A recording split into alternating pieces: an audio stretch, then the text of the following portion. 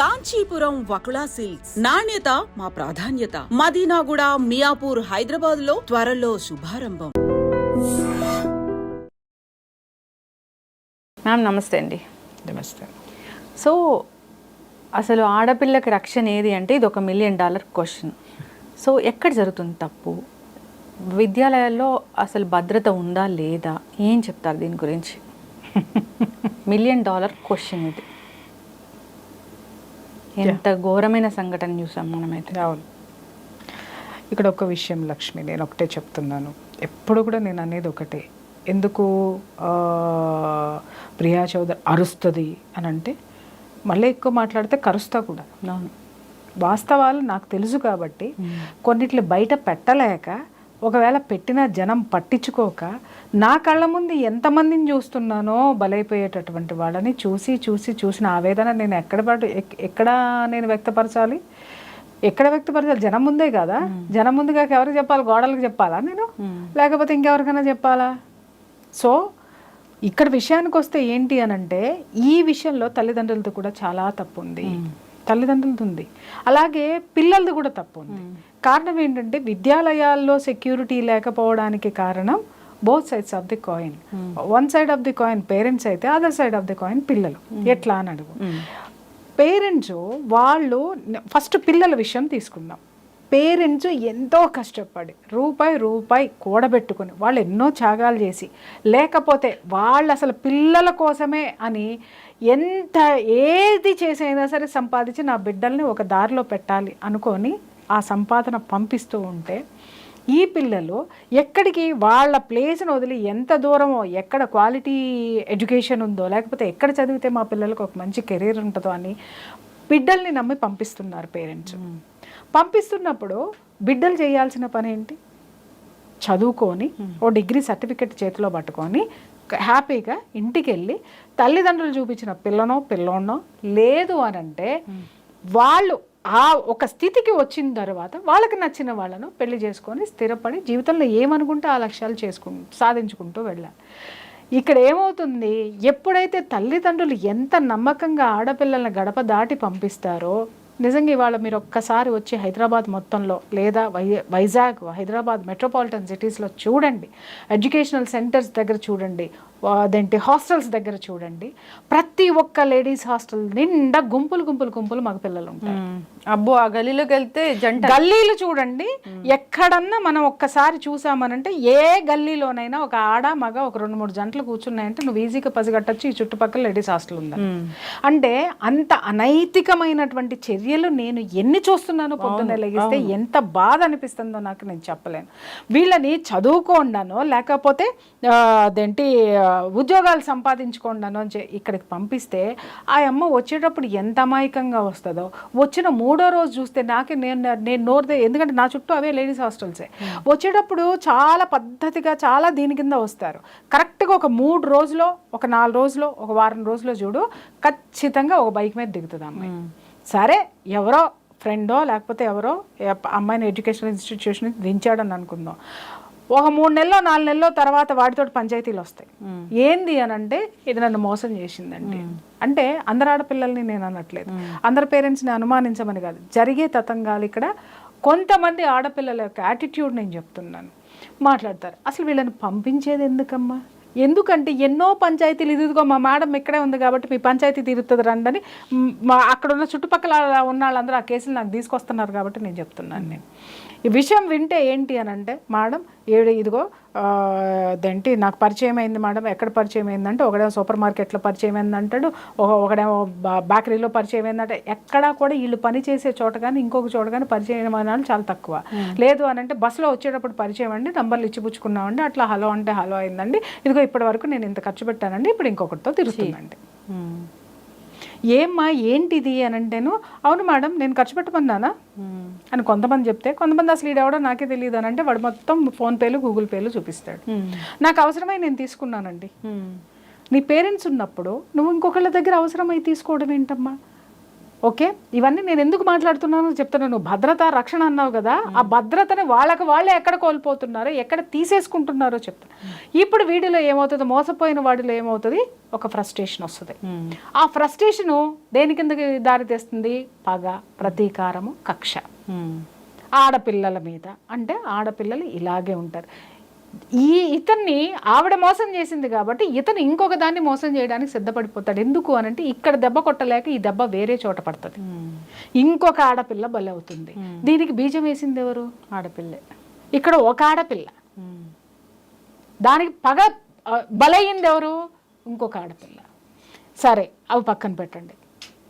చాలా కేసులు నా దగ్గరకు వస్తాయి, డిప్రెషన్లో ఉన్నారు. ఏంటమ్మా ఎందుకు పలానా వాడు పరిచయం అయ్యాడండి, ఇలా అండి అలా అండి, వాడికి ఫీజులు లేకపోతే నేనే కట్టానండి, మా డాడీ దగ్గర నుంచి తీసుకొచ్చి కట్టానండి, లేకపోతే నా మెడలో చైన్ ఉంటే అమ్మేసి కట్టానండి, లేకపోతే నేను బయట పార్ట్ టైం ఉద్యోగం చేస్తూ వాడికి కట్టానండి, ఇప్పుడు ఆడు ఇంకో గర్ల్ ఫ్రెండ్తో వెళ్ళిపోయాడండి, లేదా ఇప్పుడు ఆడు పెళ్లి చేసుకుని వెళ్ళిపోయాడు. చేసుకుంటే పోయాడమ్మా, డబ్బులతోటే పోయింది కదా, నువ్వెందుకు డిప్రెషన్లోకి వెళ్ళిపోతున్నావు, ఎందుకు అని అంటే వాడితో చాలా దూరం వెళ్ళిపోయాను కదండి.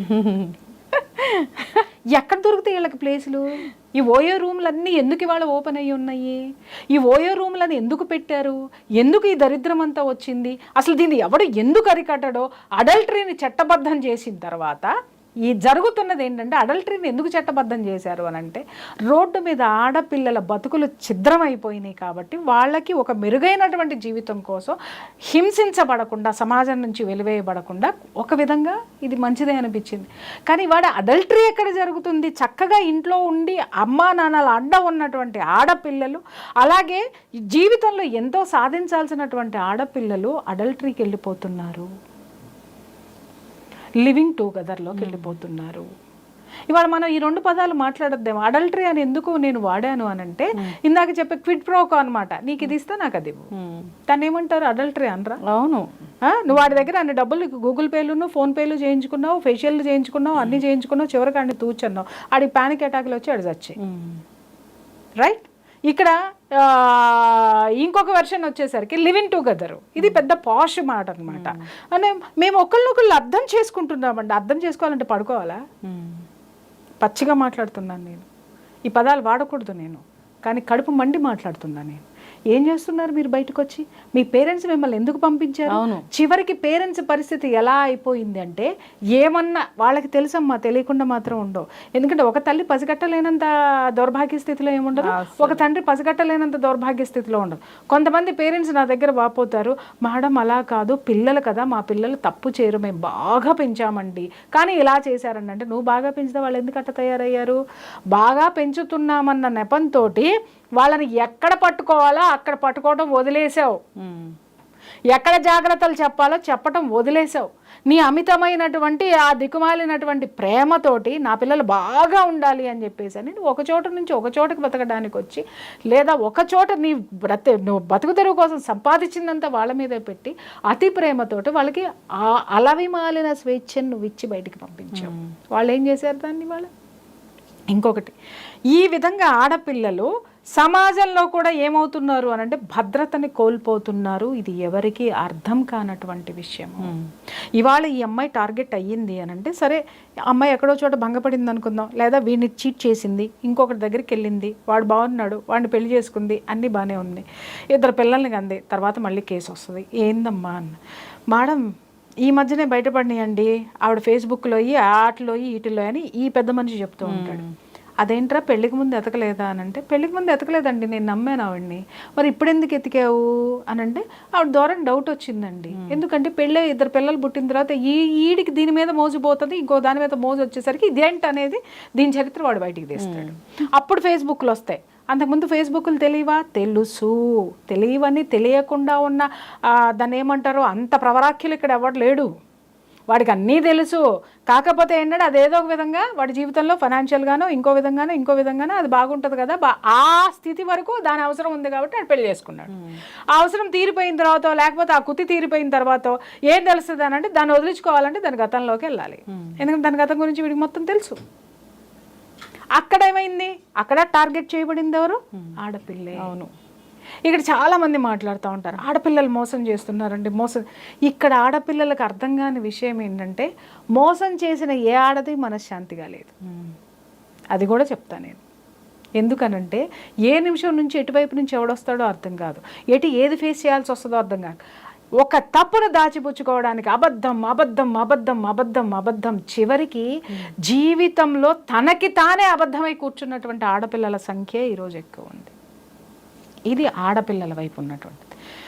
పేరెంట్స్ వైపుకి వచ్చి చూస్తే కొంతమంది ఆడపిల్లలు ఉన్నారు, పేరెంట్స్ గీసిన గీత దాటనటువంటి వాళ్ళు ఉన్నారు. అరే మా అమ్మ నాన్న మా కోసం ఇంత కష్టపడుతున్నారు, వీళ్ళ కోసం మేము చదవాలి, వీళ్ళు అనుకున్నది మేము సాధించాలి, లేదా మేము అనుకున్నది వాళ్ళు మా కోసం కష్టపడుతున్నారని బయటకు వస్తారు. బయటికి వచ్చిన తర్వాత కొంతమందికి బిడియం ఉంటుంది చాలా ఆడపిల్లల్లో. బయటకు వచ్చిన తర్వాత చదువుకునేటటువంటి ప్లేస్లోనో హాస్టల్స్లోనో లేకపోతే వీళ్ళు ఉండే చోటో వీళ్ళు ఏ విధమైనటువంటి ఇబ్బందులకి గురైనా కూడా పేరెంట్స్కి నోరు విప్పి చెప్పరు. అవును, ఫ్రెండ్స్తో చెప్పుకుంటారు. ఫ్రెండ్స్ ఎక్కడ తీరుస్తారు? ఒకటి కాకపోతే ఇంకొకటి, ఇంకొకటి కాకపోతే ఇంకొకటి. ఇక్కడ ఏం జరుగుతుందంటే పేరెంట్స్ ఇప్పుడు మనం నిన్నగాక మొన్న జరిగిన కేసులో చూసాం, అక్కడ ఏం జరిగింది? సెక్షువల్ అబ్యూస్ జరిగింది, అవునా? అలాంటివి చాలా చోట్ల జరుగుతున్నాయి. జరుగుతుంటే ఈ పిల్లలు ఏం చేస్తారు అనంటే పేరెంట్స్కి చెప్పరు. చెప్పడానికి పేరెంట్స్కి వాళ్ళకి మధ్య ఉన్న ఒక సన్నటి లేయరు వాళ్ళకి అడ్డం పెట్టేస్తుంది. ఇక్కడ ఏమవుతుంది, ఈ ప్లేస్లో కరెక్ట్గా అదే మూమెంట్లో ఎవడో ఒకటి తగులుతాడు.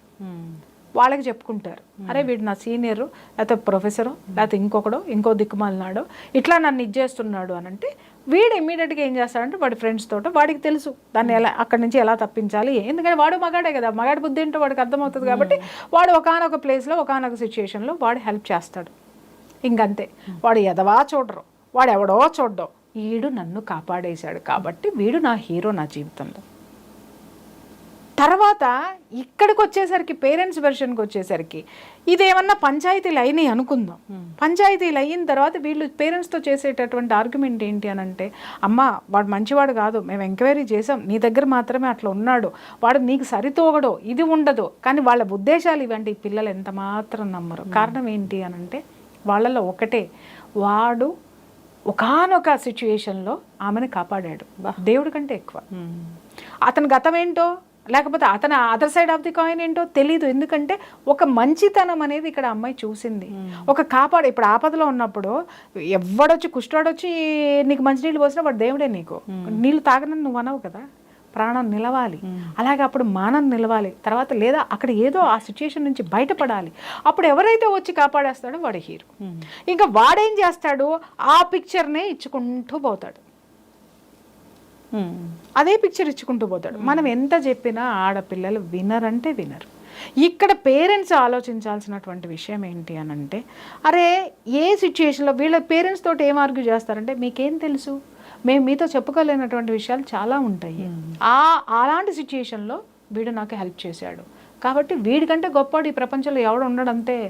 మీరు తీసుకొచ్చి చేసేవాడు ఎవడైనా మమ్మల్ని ఆదుకుంటాడని మాకేంటి గ్యారంటీ అంటాడు. ఎందుకంటే గ్యారంటీ ఇక్కడ చూశారు కాబట్టి. పేరెంట్స్ ఏం చూస్తారు, భవిష్యత్తు గ్యారంటీ చూస్తారు, సిచ్యుయేషన్స్ గ్యారంటీ చూడరు. భవిష్యత్తులో నా పిల్ల ఆర్థికంగా కానీ లేకపోతే ఇంకొక విధంగా కానీ ఫైనాన్షియల్ పరంగా కానీ కుటుంబ పరంగా కానీ సామాజిక పరంగా కానీ ఎంత స్ట్రాంగ్గా ఉన్న ఫ్యామిలీకి ఇస్తే ఎంత స్ట్రాంగ్గా ఉంటుంది అనేటటువంటి స్థితిగతుల్ని భవిష్యత్తు వీళ్ళు చూస్తారు. వాళ్ళేంటి పాస్ట్లో వాడు ఏమి ఆదుకున్నాడో దాన్నే భవిష్యత్తుకి నడిపిద్దామని చూస్తారు. ఎప్పటికప్పుడు ఇలాంటి వ్యవహారాలు మీ జీవితంలోకి రావు. హీరోలాగా అతను వచ్చి కాపాడను. ఒకే ఒక ఇన్సిడెంట్స్ వాళ్ళని వీళ్ళని అటాచ్ చేసి అవతల పడేస్తాయి. ఇదే పిల్లలు, ఇలాంటి పిల్లలు ఏం చేస్తారు, సరే ఎవరు రాలేదు, ఎవరు కాపాడే వాళ్ళు ఎవరు లేరు, చేతులు ఎత్తేసారు. ఆ టైంలోనైనా సరే పేరెంట్స్కి చెబుతారా అని అంటే చెప్పరు. అటు పేరెంట్స్కి చెబితే ఏంటి అంటే, అమ్మో నా మీద ఇంత డబ్బు ఖర్చు పెట్టారు, మా పేరెంట్స్ నేనంటే చాలా ఇది అవుతున్నారు, ఇప్పుడు నేను ఏదన్నా చేస్తే చదువు ఆపిచ్చేసి తీసుకెళ్ళిపోతారు, ఇప్పుడు నా కెరీర్ ఏమైపోతుంది, అలాగే నా పేరెంట్స్ని జనం ఏమనుకుంటారు అంటే బంధువులు ఏమనుకుంటారు, సమాజం ఏమనుకుంటుంది, నేను వెళ్ళిపోతే ఏం ఫీల్ అవుతారో అని చెప్పేసి అని కుమిలి ఏడ్చి డిప్రెషన్లోకి వెళ్ళిపోయి ఎటూ కాకుండా అయిపోయి నలిగిపోయేటటువంటి ఆడపిల్లల సంఖ్య కొంత ఉంటే, కొంతమంది ఆడపిల్లలు పేరెంట్స్కి చెప్పలేక లోపల దాచుకోలేక, అలాగే పేరెంట్స్ వైపు, other side of the parents coin వైపుకి మనం వస్తే, వాళ్ళు ఒకవేళ పిల్లలు ఎప్పుడైనా చెప్పారు అనుకుందాం, అమ్మ ఇట్లా ప్రొఫెసర్ ఉన్నాడు, వాడు సతాయిస్తున్నాడు, వీళ్ళు ఏం చేస్తారంటే డీప్గా వెళ్ళి చెప్పరు, పేరెంట్స్ హర్ట్ అవుతారు. వాడితో తలకాయ నొప్పి ఉందమ్మా అని అంటే ఎమ్మటే అవునా అట్లా ఉందా, సరే వేరే ఎవరైనా ఉన్నారేమో వాళ్ళతో చెప్పు, వాళ్ళతో జాగ్రత్తగా ఉండు, ఇంకెంతలేమ్మా 2 సంవత్సరాలే కదా, ఇంకెంతలేమ్మా 6 నెలలే కదా, ఇంకెంతలేమ్మా 4 సంవత్సరాలే కదా, అయ్యో ఇంత కట్టామే ఇవన్నీ దండగైపోతాయి, ఎటాగొట్ట ఏదో ఒకటి ఉంటుంది కదా చూసుకో ఓర్చుకో, ఇలాంటివి చెప్పేటటువంటి పేరెంట్స్ సంఖ్య కూడా చాలా ఎక్కువ ఉంది. అంటే వాళ్ళకి కనిపించేది ఏంటి, సరే ఆ పిల్ల మళ్ళీ చెప్పాలంటే ఫస్ట్ టైం ఏమో ఓర్చుకో, లేకపోతే సాధ్యమైనంత బయటపడు, రెండోసారి చెప్పామనుకోండి, రెండోసారి చెప్పిన తర్వాత నువ్వు జాగ్రత్తగా ఉండు, మూడోసారి చెప్పేసరికి వాళ్ళ సహనం చచ్చిపోయి పేరెంట్స్ డబ్బులు ఇంత ఫీజులు కట్టాము, ఆ కాలేజ్లో సీట్ రావడం చాలా కష్టము, లేదా నీకు ఇంత ఖర్చు పెడుతున్నాము, అవి అమ్మేసాము ఈ అమ్మేసాము, మిమ్మల్ని అమ్మేసి కట్టమందా మీ అమ్మాయి? మీ ప్రెస్టేజ్ కోసము, మీ దీని కోసము ఖర్చులు పెట్టుకుంటూ చేసుకుంటూ మీ పిల్లల్ని ఎందుకు బలి చేస్తున్నారు మీరు అనేసరికి ఆ అమ్మాయి నోటికి తాళం పడిపోతుంది. ఇక్కడ 2 రకాలు చెప్పాను. ఏంటి, కొంతమంది ఆడపిల్లలు గొంతు విప్పి పేరెంట్స్కి చెప్పలేరు. చెబితే ఏం జరుగుతుందో, పేరెంట్స్కి చెడ్డ పేరు వస్తుందా, లేకపోతే పేరెంట్స్ మిగిలిన దీంట్లో, లేదా పేరెంట్స్ ఎలా రిసీవ్ చేసుకుంటారో, నాదే తప్పని అంటారో, ఇలా రకరకాలుగా ఆలోచించేటటువంటి ఆడపిల్లలు ఇలా ఇంట్లో చెప్పినా కూడా బోళ్ళంత డబ్బు కట్టామనో, లేకపోతే ఓర్చుకో అని చెప్పటము, లేకపోతే అట్లా కాదులే నువ్వే పొరపడ్డా ఏదో, ఎందుకంటే they don't have any knowledge. Parents అస్సలు నాలెడ్జ్ ఉండదు, ఎందుకంటే వాళ్ళు దాంట్లో స్టూడెంట్స్ కాదు, భరించే వాళ్ళకే తెలుస్తుంది. అది కాలేజ్ అయినా, జూనియర్ కాలేజ్ అవని, లేకపోతే ఇంకొక చోటని మెడికల్ కాలేజ్ అవని, ఏదైనా సరే అవని, ఎడ్యుకేషనల్ ఇన్స్టిట్యూషన్స్లో ఇలాంటివి జరిగినప్పుడు ఈ సంఘటనలన్నీ చూసిన తర్వాత నాకున్నది ఏంటి అని అంటే, ఇలాంటి పిల్లలేమో కొని తెచ్చుకుంటున్నారు సమాజం నుంచి. ఏది ఫస్ట్ కాయిన్ ఆఫ్ చిల్డ్రన్ చూస్తే, other side of the coin చెప్పలేనటువంటి పిల్లలు, చెప్పిన పట్టించుకోనటువంటి పేరెంట్స్, అవగాహన లేనటువంటి పేరెంట్స్ మధ్య నలిగిపోతే దాంట్లో ఉన్నటువంటి ఈ పర్సంటేజ్ ఆఫ్ ఆడపిల్లలు సూసైడ్లు చేసుకుంటారు. ఎందుకు మెడికల్ కాలేజ్లో ఆడపిల్లలు సూసైడ్ చేసుకుంటారు, ఎందుకు ఇంజనీరింగ్ కాలేజ్లో హాస్టల్స్లో, ఎక్స్పెషల్ హాస్టల్స్లో ఉన్న ఆడపిల్లలు సూసైడ్ చేసుకుంటారు, జూనియర్ కాలేజీల్లో ఉన్న ఆడపిల్లలు ఎందుకు సూసైడ్లు చేసుకుంటారు, అన్ని సూసైడ్లకి కారణం ఏంటి అని అంటే లవ్ ఫెయిల్యూరు. ఇదొక్కటి చెప్పేస్తారు.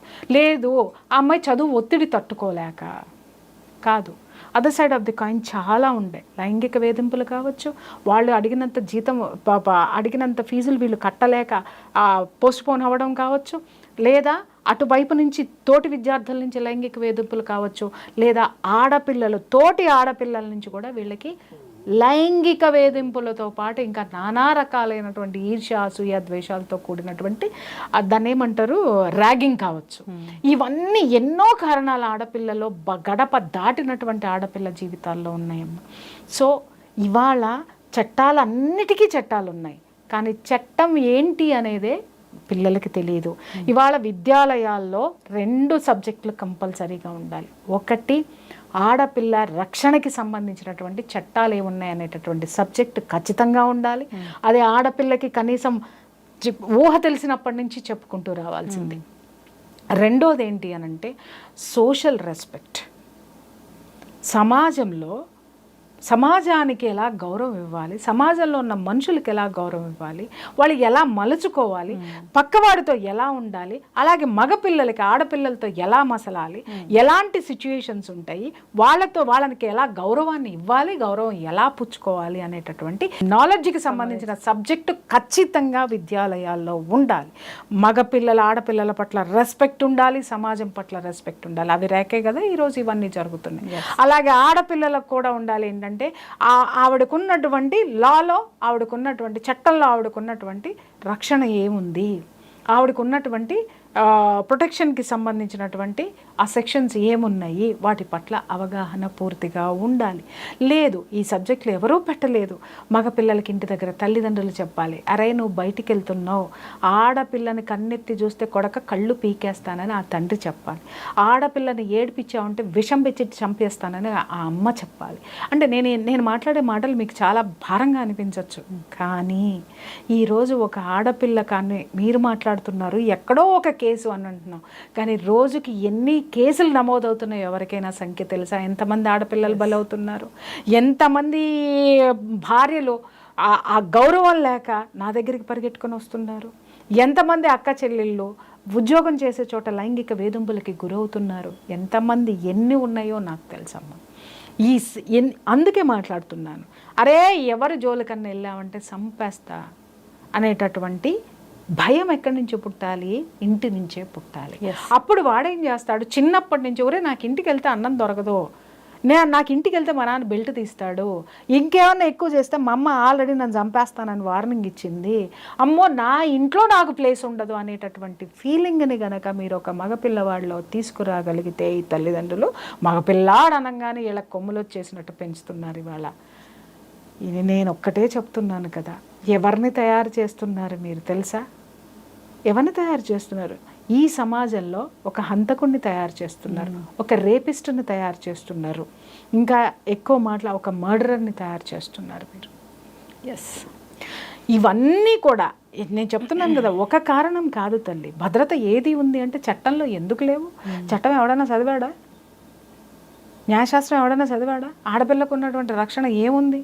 న్యాయస్థానాల్లో ఎలాంటి రక్షణలు ఉన్నాయి? ఈ సమాజంలో బ్రతకడానికి న్యాయస్థానం ఎలాంటి రక్షణ కల్పించింది? చట్టంలో ఏమున్నాయి? చదువుకున్నారా? ఏ పేరెంట్స్ అయినా పేరెంట్స్కి తెలియదు, పిల్లలకి తెలియదు, పక్కింటాడికి తెలియదు, బాస్కి తెలియదు, ఎవడికి తెలియదు, ఎవడ పని ఆడు చేసుకుంటూ పోతూ ఉన్నాడు. ఎస్, ఎప్పుడు మనం ఇట్లా వెనకమాల పడుతున్నామంటే మనకి ఏదో ఒక కేసు సంచలనమైనప్పుడు మాత్రమే దీని గురించి ఒక 10 నిమిషాలు మాట్లాడుకుని వదిలేస్తున్నాం. నిత్యం దీని మీద డిస్కషన్లు పెట్టేటటువంటి ఛానల్స్ ఎన్ని ఉన్నాయి? నిత్యం దీని మీద మాట్లాడేటటువంటి బాధ్యతాయుతమైనటువంటి వాళ్ళు ఉన్నారు, లేరని నేను అనట్లా, కానీ వాళ్ళ గొంతుకలు సరిపోవడం లేదే. కొందరైతే కంటెంట్ చేస్తారు, ఆడపిల్లల మీద నానా మాటలు అంటూ చేస్తారు, ఆడపిల్లల్ని నానా రకాలుగా అనిపిస్తూ చేస్తారు. అందాకెందుకమ్మా, నిన్న నిన్న నిన్న నిన్న కలకత్తాలో జరిగిన ఇష్యూ మీద ఒక్కసారి సోషల్ మీడియాలో కొంతమంది మగపిల్లలు పెట్టిన పోస్టులు చూడండి, ఒక్కొక్కడిది కత్తిరించి కుమ్మి వాళ్ళ అమ్మా నాన్న ముందే వాడి ముఖం మీద ఉమ్ము ఇయ్యాలన్నంత కసి వచ్చింది నాకైతే మాత్రం. అంటే ఒక్కొక్కడు ఎలాంటి కామెంట్స్ పెట్టాడో తెలుసా? ఒకడు పెట్టాడు, ఇది ఏమంత అంత అందంగా ఉందని 10 మంది దీని వెనకమాల పడ్డ దీన్ని అంత ఇదిగా మానభంగం చేశారని ఒకడు పెట్టాడు. ఇంకొకడు అన్నాడు, ఇంకొకడు ఏం పోస్ట్ పెట్టాడో చెప్పమంటావా? అంటే నార్మల్గా ఉన్న ఆడదానమ్మడు కూడా ఇంతమంది పడింది, ఇలా చేస్తారా? ఇలాంటి మగాళ్ళు కూడా ఈ దేశంలో ఉన్నారా? అంత సంస్కారంగా పెంచారు తల్లిదండ్రులు. ఎంత సంస్కారవంతమైన తల్లిదండ్రులో చెప్తున్నాను.